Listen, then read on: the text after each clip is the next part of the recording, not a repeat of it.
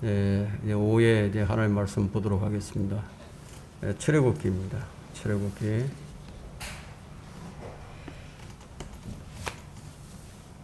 3장, 출애굽기 3장이요.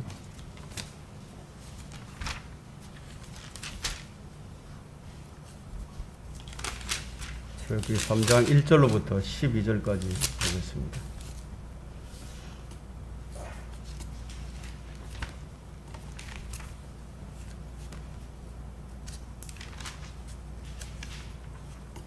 음, 3장 1절로부터 12절까지 다 찾으셨습니까? 제가 받들어 읽겠습니다.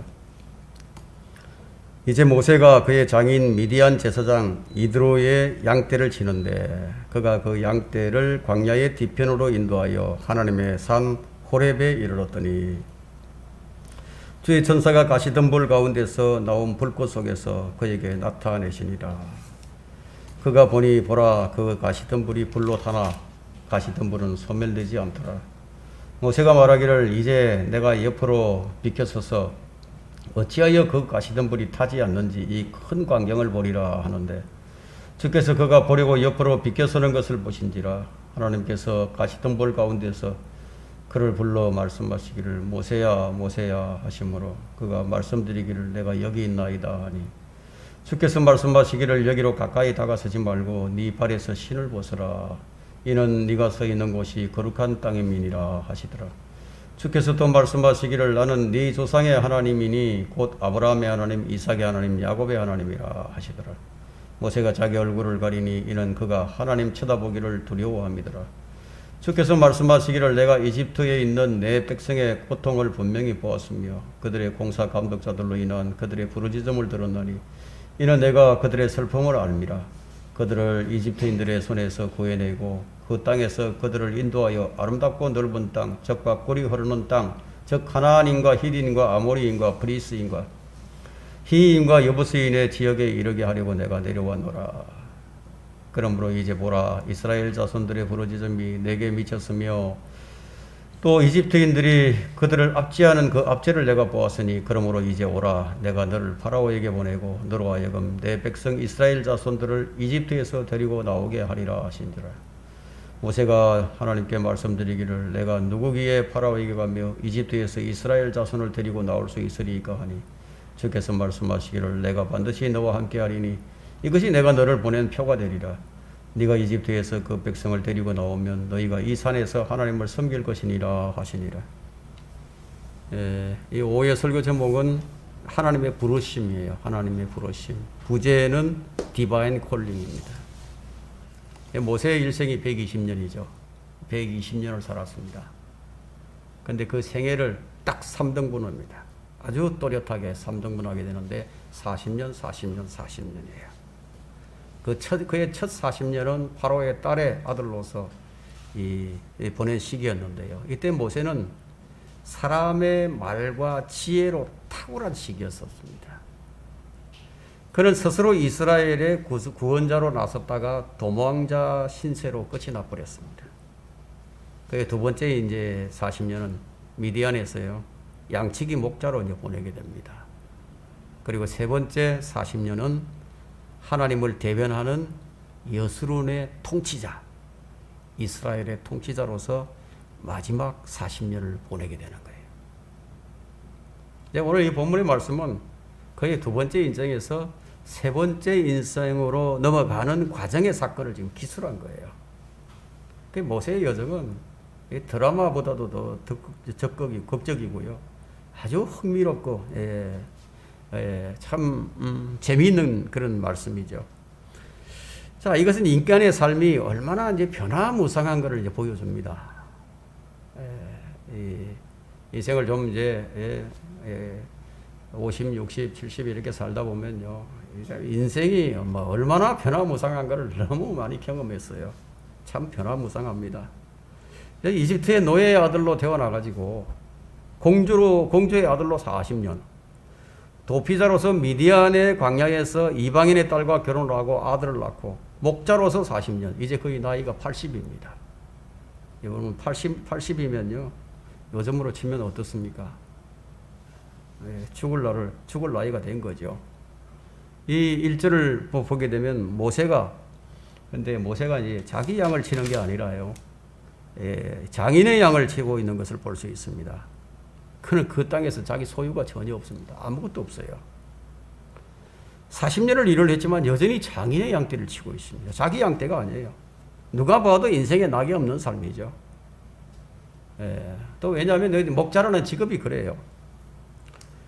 목자라는 이 직업은 세상에서 천대받는 직업이죠. 실제로 이제 목축업은 이집트에서는요, 이 가정한 직업으로 여겼습니다.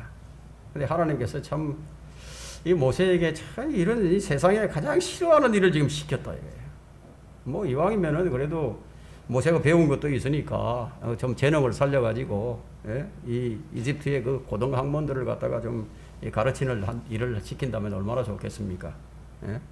근데 이 모세의 인생이 모세가 이게 40년을 이 지팡이 하나를 들고 양을 몰고 다녔어요. 목자의 생활이란 결코 이 영화에서처럼 이게 낭만적이지 않습니다. 목자의 생활은 인고의 삶이에요. 야곱이 이런 표현을 했죠. 야곱은 20년의 목자 생활을 했는데요. 이와 같이 나는 낮에는 갈증으로 밤에는 서리로 지쳤으며 눈붙일 겨를도 없었나이다. 그게 목자의 인생이 이런 거예요. 얼마나 고달픈 일인지 알 수 있죠. 이스라엘이 이집트에서 아주 노예로 고통을 겪고 있는 동안에 모세 역시 모든 것을 다 포기하고 고달픈 인생을 그냥 보내고 있었던 겁니다. 그런데 이런 모세를요, 하나님께서 쓰시기에 합당한 그러한 사람으로 빚고 계시는 줄을 누가 알 수 있었겠어요? 모세도 몰랐죠. 아무도 몰랐습니다. 이것이 하나님의 교육 방식입니다. 이렇게 가르치는 거예요. 주님은 이 세상이 가장 가정스러워하는 직업, 그런 사람들 가운데서 이스라엘의 구원자로 모세를 지금 다듬고 계시는 거예요. 뭐 직업은 아무 문제가 되지 않아요. 뭐 3D 업종도 문제가 되지 않습니다. 자포를 하든 정소부를 하든 그게 문제가 아니에요. 문제는 뭐냐면 누가 하나님께 합당한 사람이 되는 것인가 하는 거예요. 누가 하나님께 합당한 사람이 되느냐. 이것이 중요할 뿐이에요. 모세처럼 재능과 학식이 있는 사람이 이 양치기가 된다는 것은 참 쉬운 일이 아닙니다. 그러나 주님께서 그것을 통해서 주님이 사용하실 수 있는 한 사람을 키우고 계셨던 거예요. 목자 생활을 통해 모세는 무엇을 배웠습니까? 온유함과 끈기와 인내를 배웠습니다.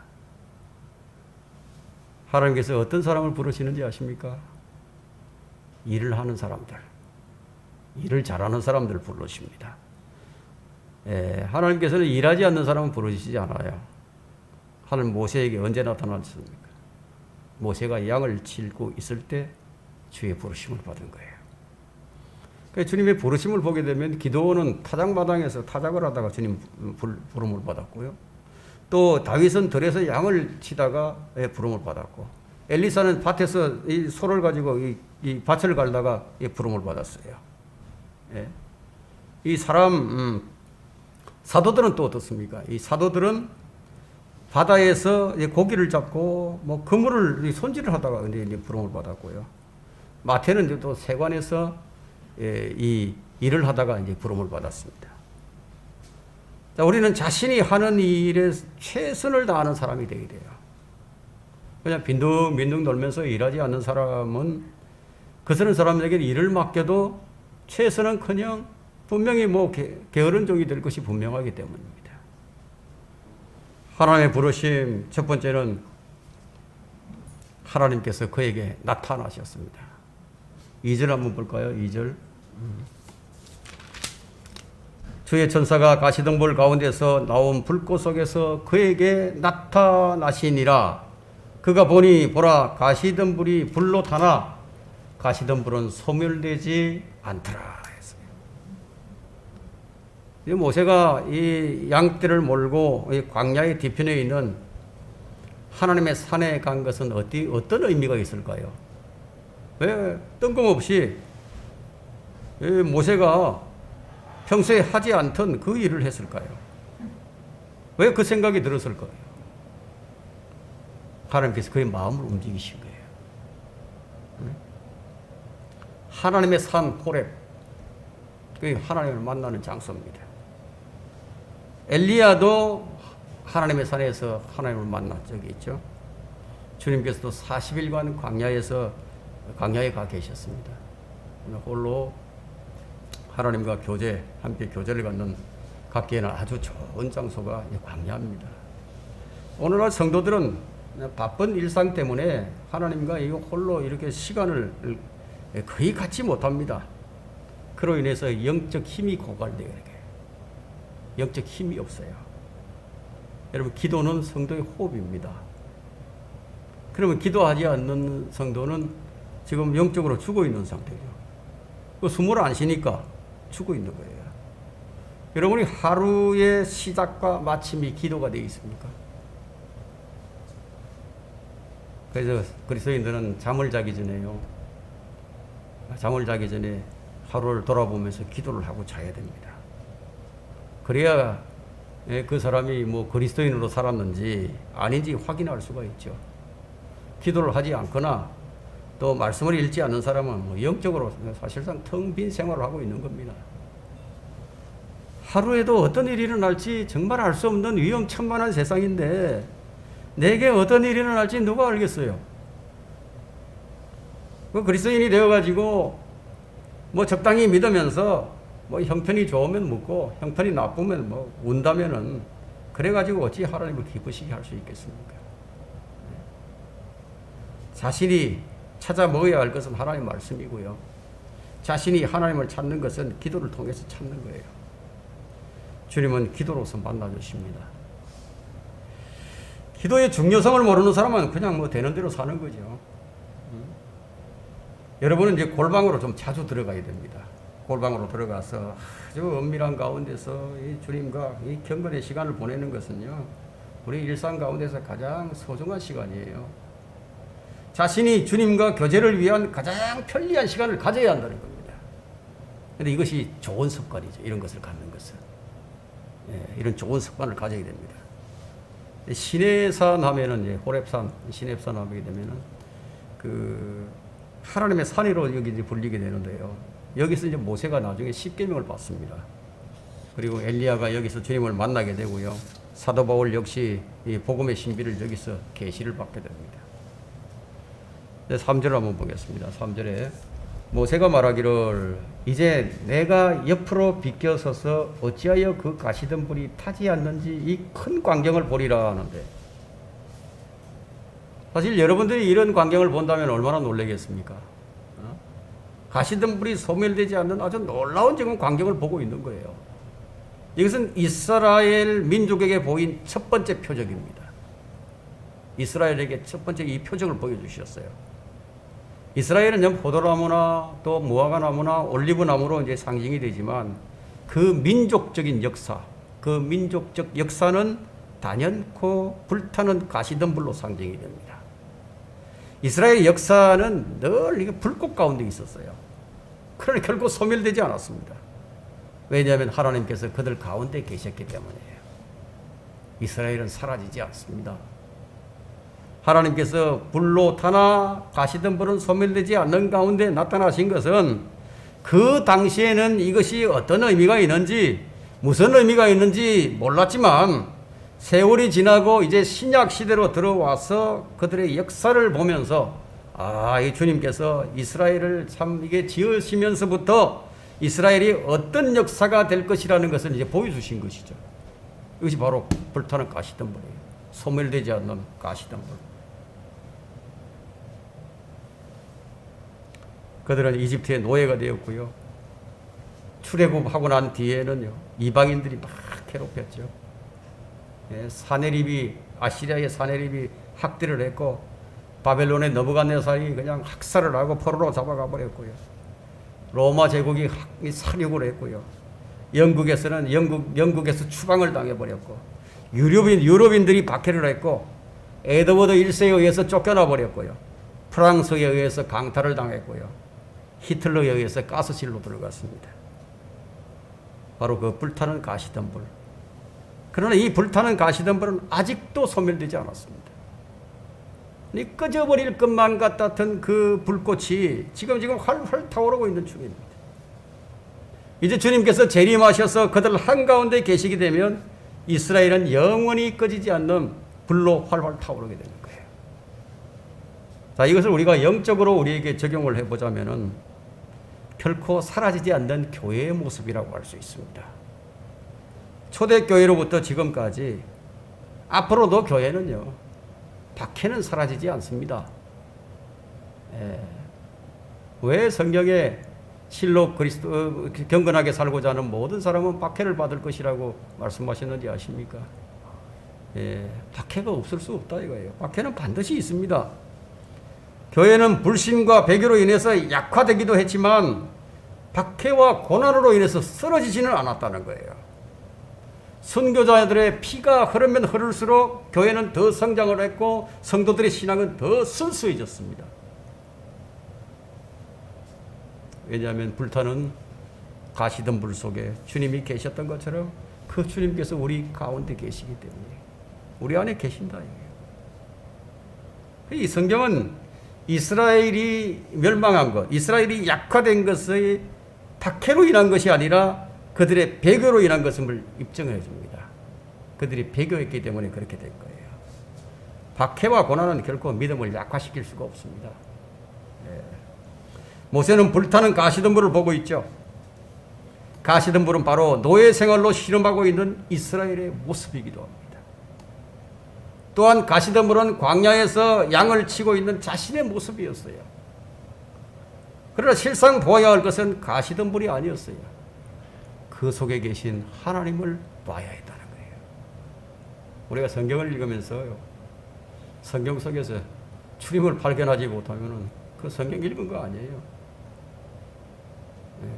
그래서 기도를 하면서 주님과 교제를 하지도 못하고 기도한다면 기도한 것이 아니에요.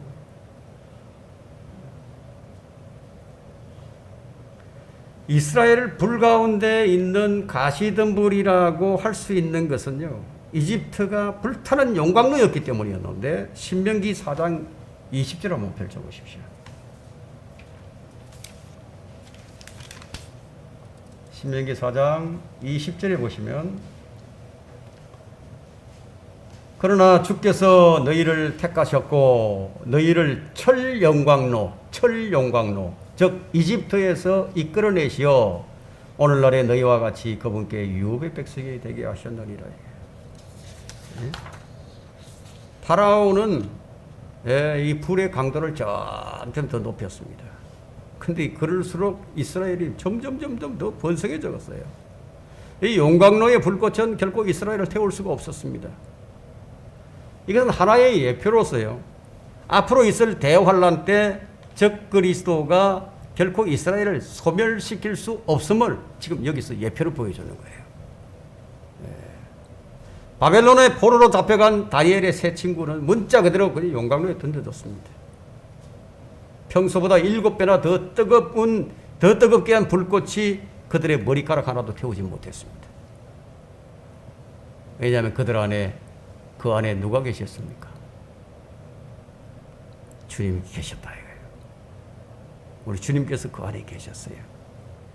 주님은 불타는 가시덤불 곁에서 계신 것이 아니라 그 속에 계셨다는 것은 얼마나 놀라운 일입니까? 주님은 자기 백성들과 성도의 고난 속에 함께하고 계심을 우리에게 보여주는 거예요. 그래서 우리는 낙심할 필요가 없습니다. 우리가 어떤 형편에 처하든지 어떤 상황에 놓여 있든지 우리는 낙심할 필요가 없다. 함께하고 계신다. 나와 함께하고 계신다. 그러나 이 가시덤불은 결코 좋은 모습이 아니에요. 이 가시덤불이 볼 게 뭐가 있습니까? 백향목처럼 보기 좋은 모습이 아니다. 하지만 하나님은 바로 그런 가시덤불 속에서 자신을 계시해 주셨어요. 우리 주님께서 태어나시는 것을 한번 보세요. 유대 땅 베들레헴이에요. 아주 작은 마을이죠. 그 유대는 또 그 당시에 유대는 로마 식민지, 로마 통치 아래 있었어요. 그곳에서 태어나셨어요. 마찬가지로 주님은 이 세상의 위대한 사람들 속에 자신을 계시하지 아니하시고요. 별 볼 일 없는 사람들을 들어서 자신을 계시하시고 말씀을 주시고 사명을 주시는 거예요. 우리는 모두 사막에서 자라는 가시덤불과 같은 존재입니다. 별 볼 일 없는 존재들이다 이거예요. 그렇지만 주님이 그 속에 계심과 같이 우리 안에 계신다. 그리스도인은 그래서 결코 소멸되지 않습니다. 하나님께서는 유명한 신학자들을 통해서 성경을 계시해 주지 않으셨어요. 대신 무릎을 꿇고 기도하는 보잘것없는 성도들을 통해서 말씀을 계시해 주셨는데요. 이런 일화를 제가 한번 소개를 하겠습니다. 이 아이언사이드라는 사람은 유명한 복음 전도자였습니다. 복음 설교자였는데요. 자, 이 아이언사이드가 어떤 한 노인을 만나서 그 노인에게 자기를 소개하고 이 자신은 이제 이 복음을 전하고 또 하나님의 말씀을 가르치는 데 힘을 쓰는 이 설교자라고 얘기를 하고 그와 대화를 나누게 되는데요. 그 노인이 이제 이 젊은 이 복음 설교자를 보고서 같이 여기 좀 같이 앉자고, 그런 다음에 그는 자신의 낡은 성경을 펼쳐들고요. 거의 뭐 기력이 다 쇠진할 때까지 성경책을 펼쳐가면서 여기저기를 들춰가면서 하나님의 신기한 그런 보배로운 말씀들을 갖다가 하나씩 그냥 열심히 제시를 해 보였습니다. 그 노인의 성경 해설이 너무나 참 흥미롭고 또 아주 쉽고, 아주 그야말로 경이로운 그런 말씀들이었기 때문에 이 젊은 이 설교자는 전에 한 번도 경험해 보지 못했던 진한 감동에 아주 깊이 빠져드는 거예요. 이 젊은 설교자의 뺨을 타고 눈물이 흘리게 내리기 시작합니다. 이 노인장께서는 도대체 어디에서 이런 교훈을 얻으셨는지 물어보는 거예요. 어떻게 이렇게 알게 됐냐고. 이런 놀라운 진리들을 어디서 발견했냐고. 어떤 책을 보고 이런 거 알게 됐냐고. 이런 진리들을 어느 신학교에서 배웠냐고. 그렇게 질문을 던지고 그 노인이 답을 기다리는데 그 노인이 하는 얘기가요. 그는 결코 잊을 수가 없었어요. 그 노인이 젊은이, 나도 이 진리를 아일랜드 북부에 있는 한 작은 시골 농가의 이 진흙바닥에서 무릎을 꿇고 배웠어 하는 거예요. 거기서 내 앞에 펼쳐진 이 성경을 가지고 나는 한 번에 수시간씩 무릎을 꿇고는 하나님께서 내 영의 그리스도를 계시해 주시고 내 마음에 말씀을 비춰 주시기를 간구를 했다는 거예요. 그분께서 이 세상의 모든 학교에서, 신학교에서 배울 수 있는 것보다도 훨씬 더 많은 것들을 그 진흙 바닥 위에 무릎을 꿇고 있는 나에게 가르쳐 주시겠다고 말하는 거예요. 놀랍지 않습니까? 성경은 이런 거예요. 하나님의 말씀은 이렇다고요. 내가 얼마만큼 하나님의 말씀에 진지하게 다가서느냐, 이게.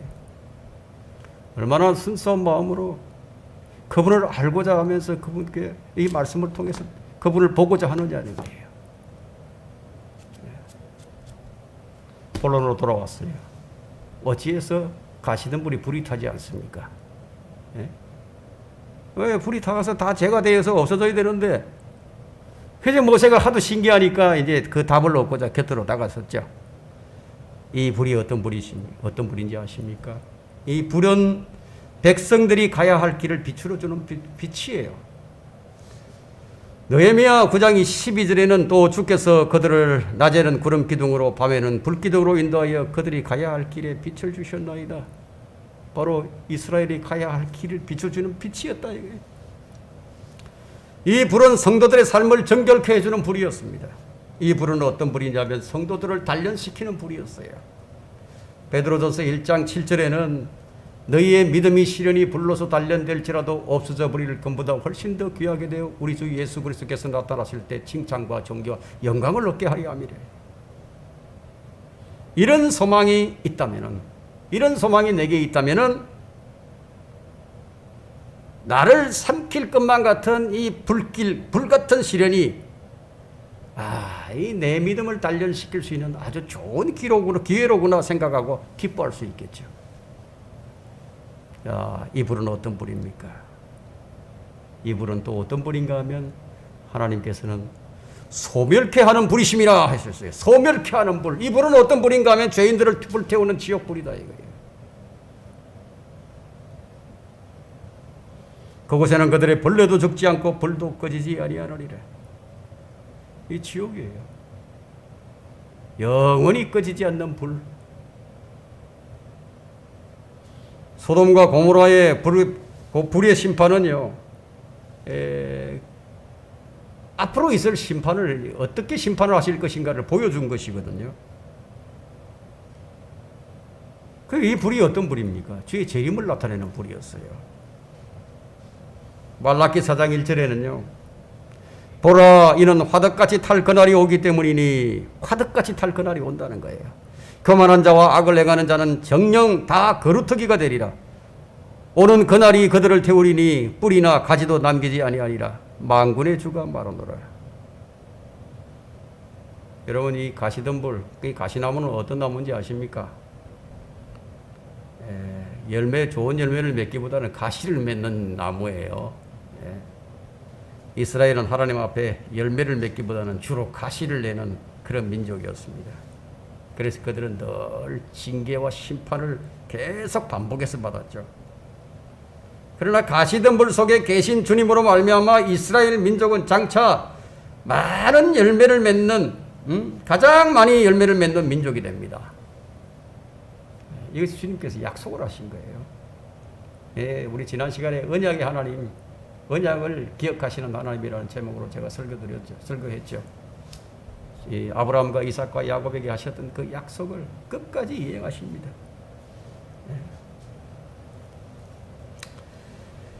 자, 가시덤불 속에 하나님이 계시지 않으셨다면 어떻게 되었겠습니까? 이스라엘이 어떻게 되었을 것 같습니까? 한줌의 죄가 되어서 다 사라져버렸겠죠. 역사에서 흔적도 찾아볼 수가 없었을 겁니다. 성도들 안에 하나님의 계시되지 않았다면, 성도들 안에 하나님께서 계시지 않는다면 교회가 어떻게 됐을 것 같습니까? 교회가 시작하면서 100년도 채 안 돼서 딱 흔적도 없이 사라져버렸을 겁니다.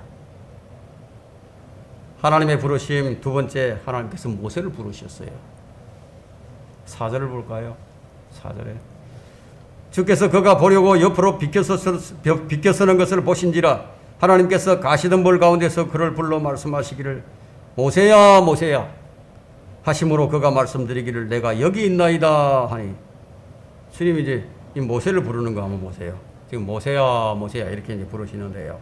이제 이렇게 부르시는 것이 주님께서 사람을 부를 때 어법이에요. 부르실 때 두 번 반복해서 불러요. 아브라함을 부르실 때도 그렇게 불렀죠. 야곱을 부르실 때도 그렇게 불렀고요. 사울을 부르실 때도 그렇게 불렀어요. 사무엘을 부르실 때도 그렇고요. 마르다를 부르실 때도 그렇고요. 시몬 베드로를 부르실 때도 모두 이런 식으로 두 번을 반복해서 부릅니다. 모세는 주님의 부르심의 음성을 지금 들었어요. 주님께서 부르시는 음성을 들었다. 하나님께서는 지금도 자신의 종들을 이렇게 부르십니다. 주님께서 이제 우리를 하늘로 불러 올리실 때도요, 우리 이름을 이렇게 부르시는 거예요. 참, 40년 동안 아무도 안 불러줬는데, 모두에게 다 잊혀져 버렸던 이름이었는데, 하나님께서 지금 모세의 이름을 이렇게 부르는 거예요. 모세야, 모세야. 여러분의 이름이 다 잊혀져 있다 할지라도 하나님께서 기억하시고 있다고.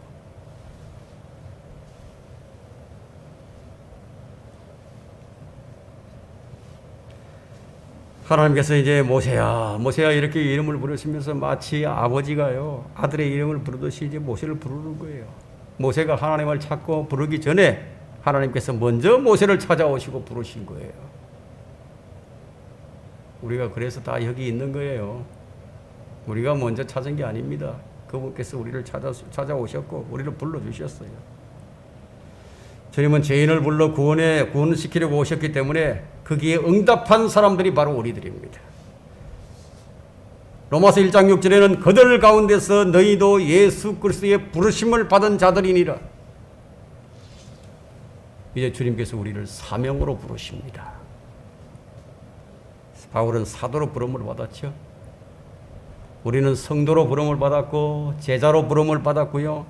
주님은 우리에게 뭔가 일을 할 수 있도록, 일을 하도록 부르신 거예요. 여러분 빌립보서 3장 14절 한번 펼쳐보십시오.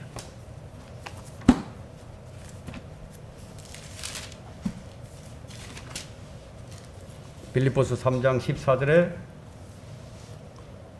자, 그리스도 예수 안에서 하나님의 고귀한 부르심의 상을 위하여 그 표대를 향해 쫓아갈 뿐이니라. 우리가 이걸 지금 경주를 합니다. 이렇게. 부르심의 목적이 있죠. 부르심의 목적이 있는 거예요. 표대를 향해 우리가 막 달려갑니다. 그리고 디모데전서 6장 12절에는요. 믿음의 선한 싸움을 싸우라. 영원한 생명을 붙잡으라. 영원한 생명을 붙잡으라. 이를 위하여 네가 부르심을 받았고,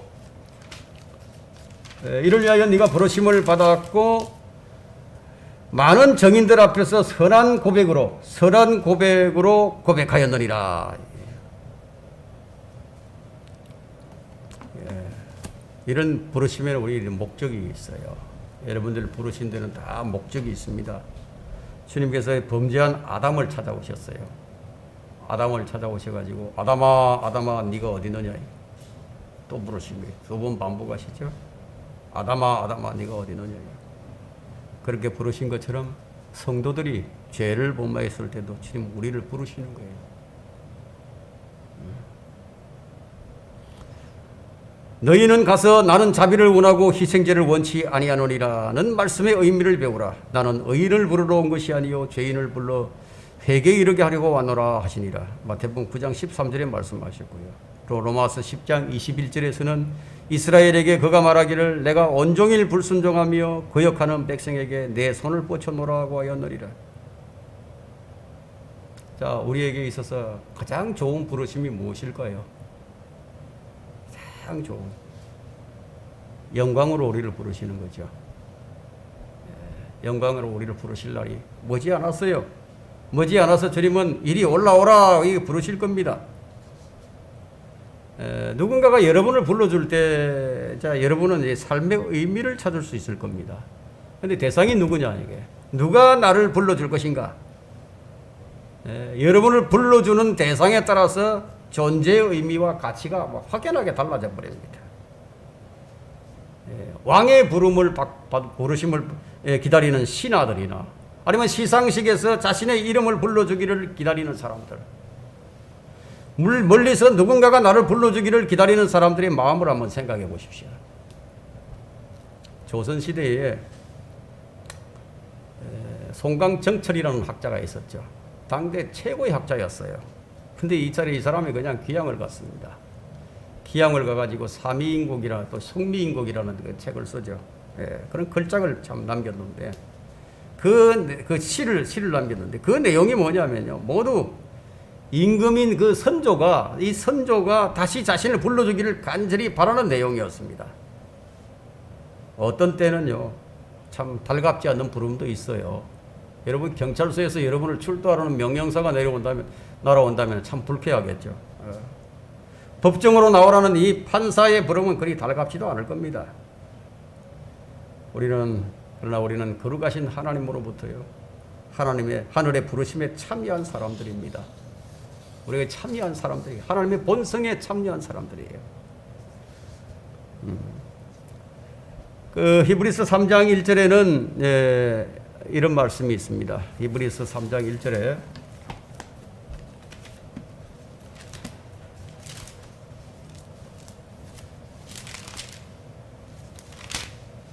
그러므로 하늘의 부르심에 참여하는 거룩한 형제들아, 우리의 고백하는 바 사도이며 대제사장이신 그리스도 예수를 깊이 생각하라.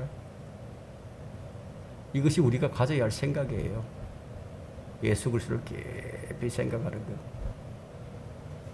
것. 우리는 어떤 자세로 있어야 되겠습니까? 주님이 부르실 때, 주님이 여러분의 이름을 부르면서 아무개야 이렇게 부르면 여러분이 어떤 대답을 해야 됩니까? 언제나 여러분이 대답할 것은 내가 여기 있나이다. 모세처럼 내가 여기 있나이다. 이런 말할 준비가 되어 있어야 되는 거예요. 이사야처럼 주님의 부르심에 응할 준비가 되어 있어야 하는 거예요. 이사야는 또 내가 주의 음성을 들은 적 말씀하시기를 내가 누구를 보내며 누가 우리를 위하여 가랴 하시기에 그때 내가 말하기를 내가 여기 있나이다. 나를 보내주소서 하였더라. 주님 부르시면 우리가 내가 여기 있나이다. 나를 보내주소서. 이런 대답을 해야지. 지금은 아직 때가 안 됐기 때문에 좀 더 있다가 나를 불러주세요. 그러실 거예요?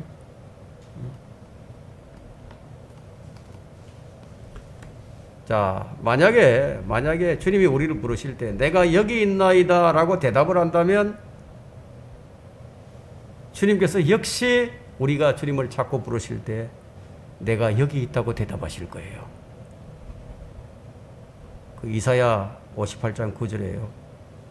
그때 네가 부르면 주가 응답할 것이요 네가 부르짖으면 주가 내가 여기 있노라 말하리라. 그 어떤 사람에게는 주님께서 내가 여기 있다고 말을 하는데 어떤 사람에게는 불러도 내가 여기 있다 말을 안 한다. 지금 이 모세를 부른 것을 보면은 주님의 임재가 있는 거룩한 땅으로 부른 것을 우리가 보게 되죠. 주께서 말씀하시기를 여기로 가까이 다가서지 말고 네 발에서 신을 벗으라. 이는 네가 서 있는 곳이 거룩한 땅임이라 하시더라. 5절 말씀이죠. 거룩한 땅. 이렇게 신을 벗게 하는 이런 사건이 또 한 번 나오는데 여호수아 5장 15절에서 나옵니다. 자, 이 두 곳은 주님께서 재림하실 때 서실 곳이기 때문이에요. 그런 장소예요. 주님은 이 재림하실 때에 시내산을 거쳐서 파란산을 거쳐서 어디로 가죠? 왕의 대로를 따라서 올리브산에 우뚝 서시는 거예요. 이 동양 사람들은 이 신을 벗는 그런 이 관습을 가지고 있죠. 동양 종교에서는 이 신발을 신고 이렇게 신전에 들어가는 그런 동양 종교는 없어요. 이 신발을 벗는 것은 무엇을 의미하냐면 존경과 경의를 표하는 것이거든요. 이 무슬림들, 이제 회교도인들은요, 이 모스크에 들어갈 때 신발을 벗고 들어갑니다. 그 이제 불교도들도 마찬가지예요. 불교도들은 이 불당에 들어갈 때 이 신발을 벗고 들어갑니다. 그 무슨 의미가 있냐면 신발을 벗고 들어간다는 것은요, 그럼 그곳이 지금 서 있는 것보다 훨씬 더 거룩하고 깨끗하기 때문이라는 거예요. 신발을 마땅히 벗어야 할 곳이기 때문에. 그래서 어떤 경계가 있는 거예요. 경계. 신발을 벗는 장소와 신발을 신고 있는 장소, 이런 안과 밖이 확연히 경계가 되는 지점인데, 하나님께서 모세에게 신발을 벗으라고 한 것은 그곳이 바로 모세의 인생에서 이스라엘의 역사에 확연한 경계점이 되기 때문이에요. 신발을 벗으라. 그 모세는 신발을 벗음으로써 이전에 80년 인생을 마감하고 이제부터 새로운 삶을 살아야 하는 거예요. 신발을 벗고. 신발을 벗는다는 건 그런 의미도 있습니다.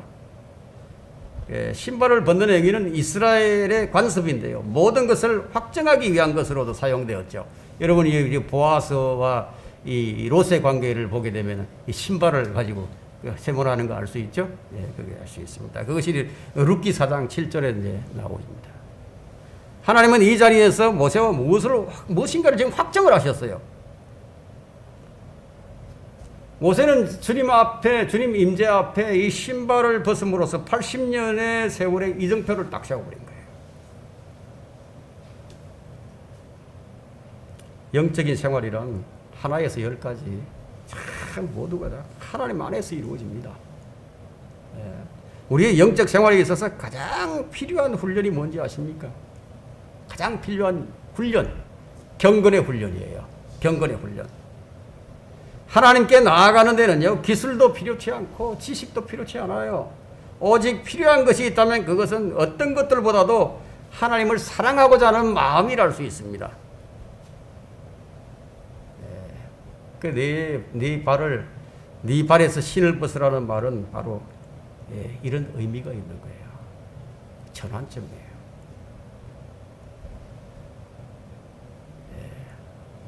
마음의 표피를 벗는 거예요. 새로워지는 거예요. 새로운 삶을 시작하는 거예요. 주님의 임재가 있는 곳은 거룩한 곳인데 성경에서 거룩한이라는 이 단어가 이곳에서 지금 처음 언급된 것이야. 처음 언급됐어요. 거룩한 단어가 여기 처음 나옵니다. 또 이와 더불어서 하나님께서 내 백성이라고 부르신 최초의 언급도 여기 나옵니다. 그리고 첫 번째 표적도 여기 나옵니다. 가시던 불 불타는 소멸되지 않는 이 불도 이 역시 첫 번째 표적이에요.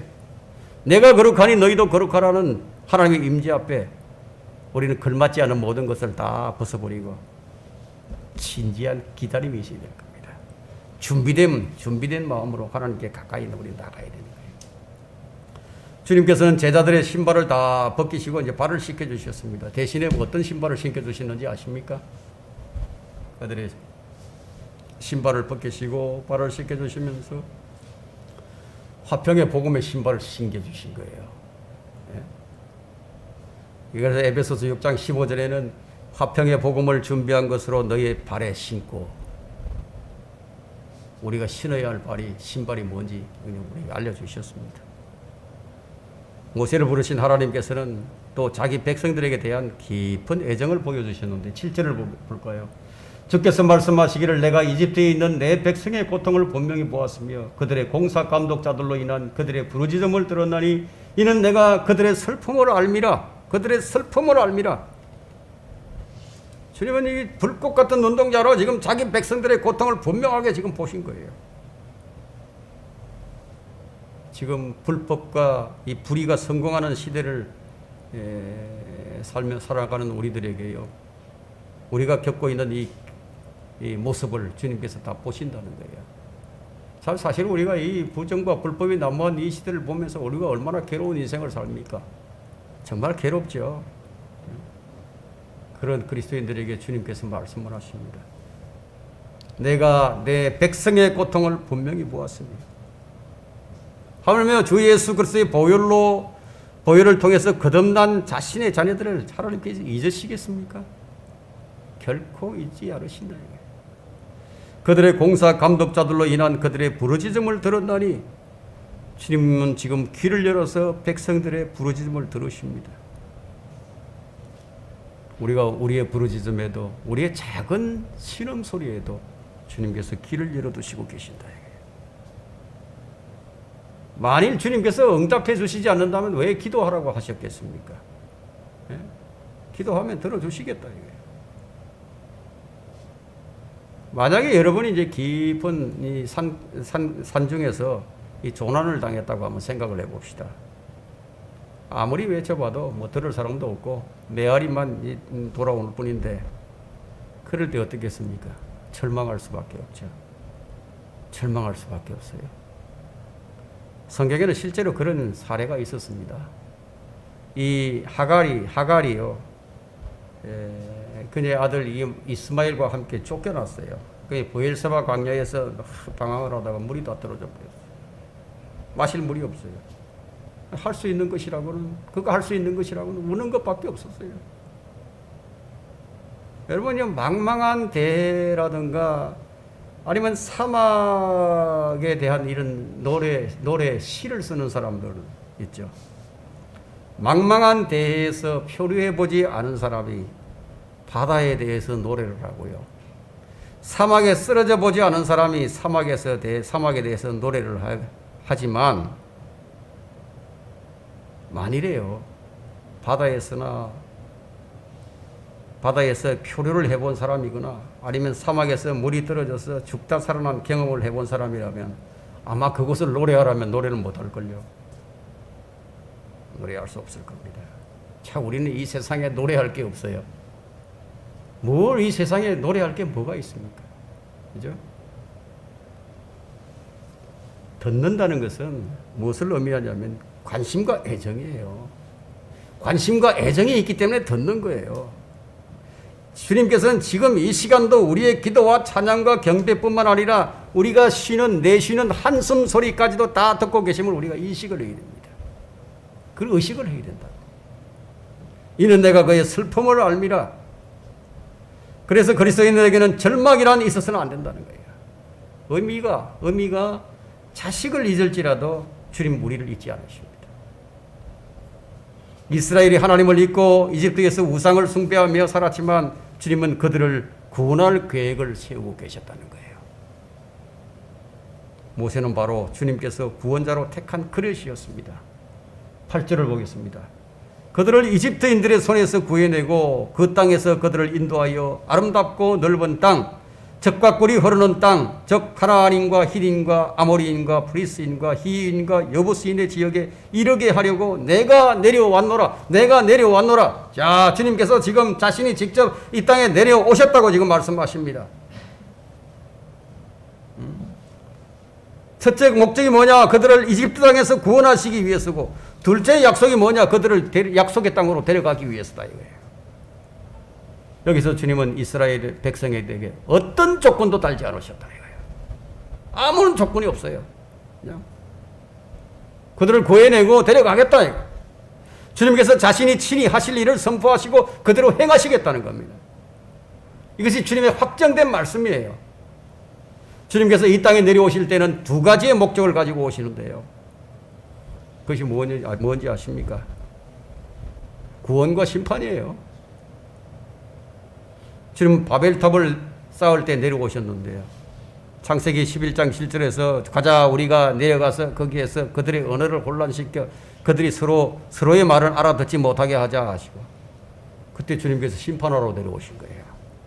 그 다음엔 소돔과 고모라를 심판하기 위해서 내려오셨죠.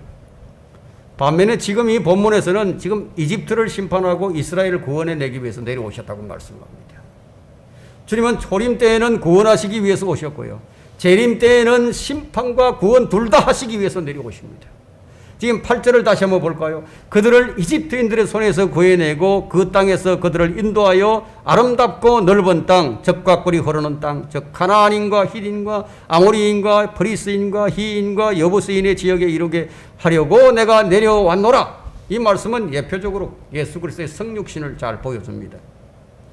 하나님께서 이집트에 있는 이스라엘의 백성들의 고통을 보고 듣고 아셨듯이 이 땅의 죄와 사망의 속박 아래 신음하는 인류의 고통들을 다 보시고 들으시고 아신다는 겁니다. 하나님께서 아브라함에게 약속한 때가 되어서 이스라엘 백성들을 구원할 구원자를 보내셨듯이 때가 차서 예수 그리스도를 이 땅에 직접 보내셨다 이거예요. 내가 내려왔노라는 이 말씀은 성육신하신 예수 그리스도께 직접적으로 적용시킬 수가 있습니다. 이스라엘을 이집트에서 구원한 지가 1500년이 지난 후에 주님은 이 땅에 다시 내려오셨습니다. 바로 주님이 오신 목적이 이스라엘의 구원과 약속의 땅으로 인도하시는 것이었던 것처럼 성육신의 목적은 우리를 죄로부터 구원하여 우리를 하늘나라로 인도하기 위해서입니다. 하나님께서 속박의 땅, 고통과 울부짖음의 땅, 이집트에서 아름답고 넓은 땅, 젖과 꿀이 흐르는 땅으로 인도하시는 것은요, 죄와 사망, 또 세상과 육신의 속박에서 벗어나 새로운 생명, 부활의 능력 아래로 인도하시는 것에 우리가 적용시킬 수가 있습니다. 모세는 8절에서 이 일을 주님께서 직접 하시겠다고, 직접 하시기 위해서 내려오셨다고 말씀하셨을 때 모세가 얼마나 기뻤겠습니까? 주님께서 하시겠다니까. 그러니까 그 기쁨이 잠시뿐이었습니다. 아세요? 모세의 기쁨이 잠시뿐이었어요. 하나님의 부르심 세 번째는 하나님께서 모세에게 명령을 하셨어요. 9절과 10절을 보겠습니다. 그러므로 이제 보라, 이스라엘 자손들의 부르짖음이 내게 미쳤으며 또 이집트인들이 그들을 압제하는 그 압제를 내가 보았으니 그러므로 이제 오라, 내가 너를 파라오에게 보내고 너로 하여금 내 백성 이스라엘 자손들을 이집트에서 데리고 나오게 하라 하시더라. 자, 이 말씀을 들은 이 모세는요, 분명히 앞절에서 주님이 직접 내려오셔서 한다고 들었는데, 아니 이제 이 말을 들으니까 청천벽력과 같은 말이 이어지는 거예요. 내가 너를 파라오에게 보내고, 내가 너를 파라오에게 보내고, 하나님은 지금 출애굽의 총책임자로 모세를 지금 임명하시겠다는 겁니다. 하나님께서 다 하시는 것이 아니라 지금 모세를 통해서 하시겠다는 거예요. 좋다가 말았죠. 너무 기뻤는데 갑자기 자기를 통해서 하겠다니까 주님은 사람을 통해서 일을 하십니다. 사람을 통해서. 이것이 하나님께서 일하시는 방법이에요. 물론 하나님께서는 혼자서 모든 것을 다 하실 수 있으십니다. 천사를 보내서도 할 수 있고요. 그러나 그것은 예외적인 경우예요. 주님의 일하시는 보편적인 방법은 사람을 택하셔서 그 사람을 통해서 일을 하시는 거예요. 그래서 바울은 부르심을 받은 우리가 하나님과 함께 일하는 동력자들이라는 사실을 분명히 했습니다. 고린도전서 3장 19절 한번 볼까요? 고린도전서 3장 19절. 3장 19절에 이는 3장 9절입니다. 3장 9절. 우리는 하나님과 함께 일하는 동력자들이라. 너희는 하나님의 경작지요 하나님의 건축물이라. 또 고린도 후서 6장 1절 한번 보십시오. 후서 6장 1절에 이제 우리는 그와 함께 일하는 자들로서 너희에게 권고하노니 너희는 하나님의 은혜를 헛되이 받지 말라.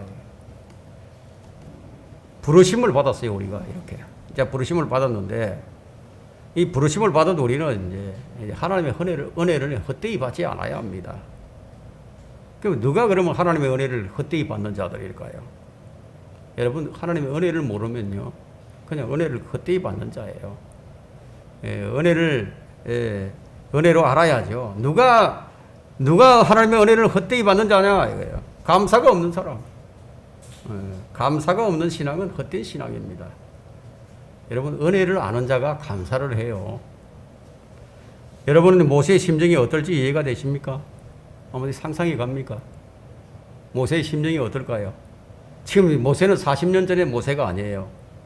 40년 전에 아주 패기가 있을 때 그때라면 몰라도요. 이제는 이제 패기도 없어졌고 기력도 제자해졌고 자신이 어떤 사람인지 너무나 잘 알게 된 모세예요. 그런 그에게 지금 이런 엄청난 임무가 주어졌습니다. 모세는 그 일이 어떤 일인지 너무나 잘 알고 있습니다. 그가 겪은 절망감은 아직도 사라지지가 않았어요. 40년이 지났지만. 고통받는 이스라엘 백성을 적과 꿀이 흐르는 약속의 땅으로 인도하러 오셨다는 주의 말씀은 너무나 기쁜 일이었지만 그 일을 다른 사람이 아니라 모세의 너로 하여금 그들을 데리고 나오겠다고 하시니까 그의 심정이 어떻겠느냐는 거예요. 그 일이 쉬운 일이라면 기꺼이 하려 하겠죠. 기쁨으로 하려 할 겁니다. 그러나 그에게 엄청난 고난과 고통이 따르는 위험한 일이라면 어떻겠어요?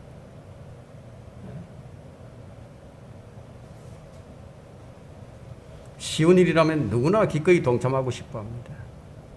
여러분이 예수님처럼 살기를 갈망하고 있죠. 여러분들이 예수님처럼 살기를 갈망하고 또 그렇게 기도하고 있다면요. 하나님께서 참 기뻐하실 거예요.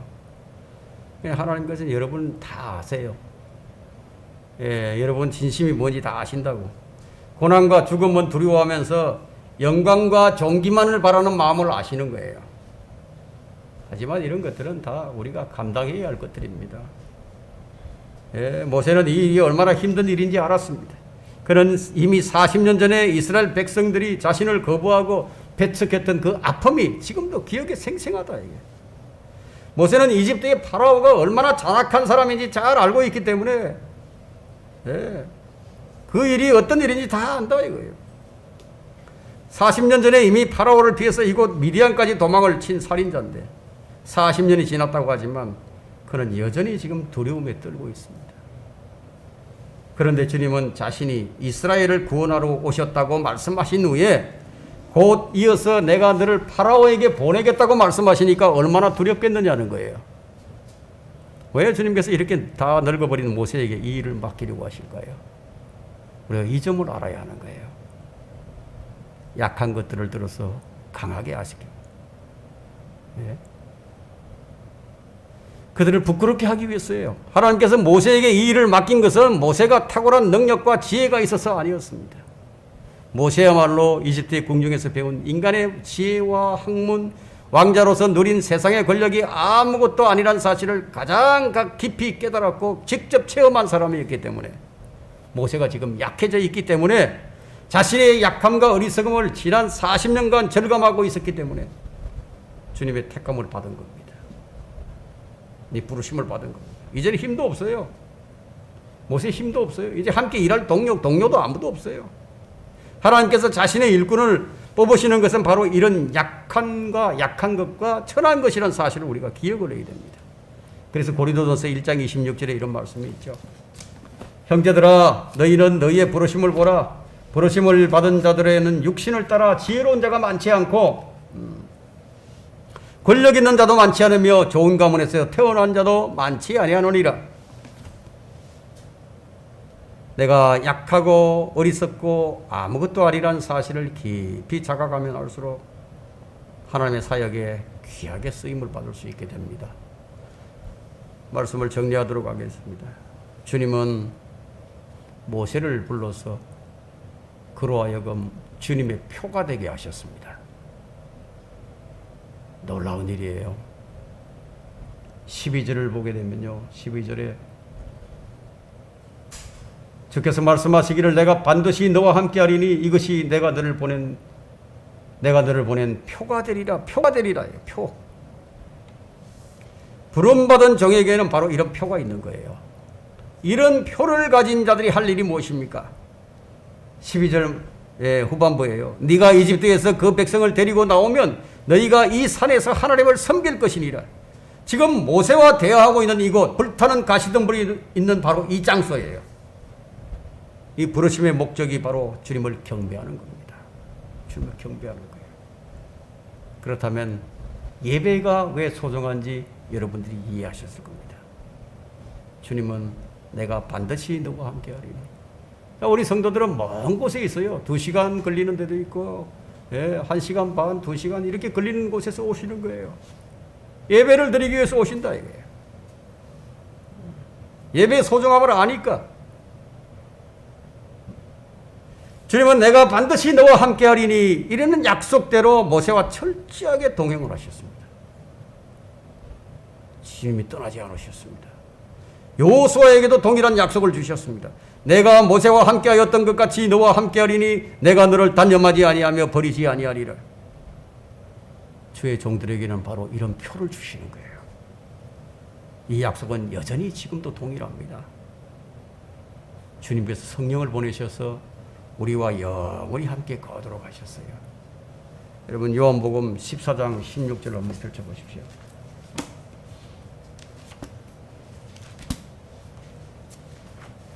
요한복음 14장 한번 펼쳐보십시오. 14장 16절 17절을 보겠습니다. 또 내가 아버지께 기도하겠고 그분께서 또 다른 위로자를 너희에게 주시리니, 성령님이시죠? 성령님을 보내주시겠다는 겁니다. 너희에게 주시리니 그가 너희와 함께 영원히 거하시리라. 진리의 영인 그를 세상은 영접할 수 없으니 이는 세상이 그를 보지도 못하며 또한 알지도 못하기 때문이라. 그러나 너희는 그를 아나니 이는 그가 너희와 함께 거하시며 또 너희 안에 계실 것입니다. 이렇게 우리에게 표를 주셨어요. 우리 안에 표를 주셨다고요. 그렇다면 모세는 아무것도 아니에요. 여러분 모세는 아무것도 아니에요. 모세는 파로 앞에 설 수가 없어요. 모세는 완악한 백성들 앞에 설 수 없어요. 그는 스스로 아무것도 지금 할 수가 없어요. 40년 전과 얼마나 달라져 있는지를 한번 보세요.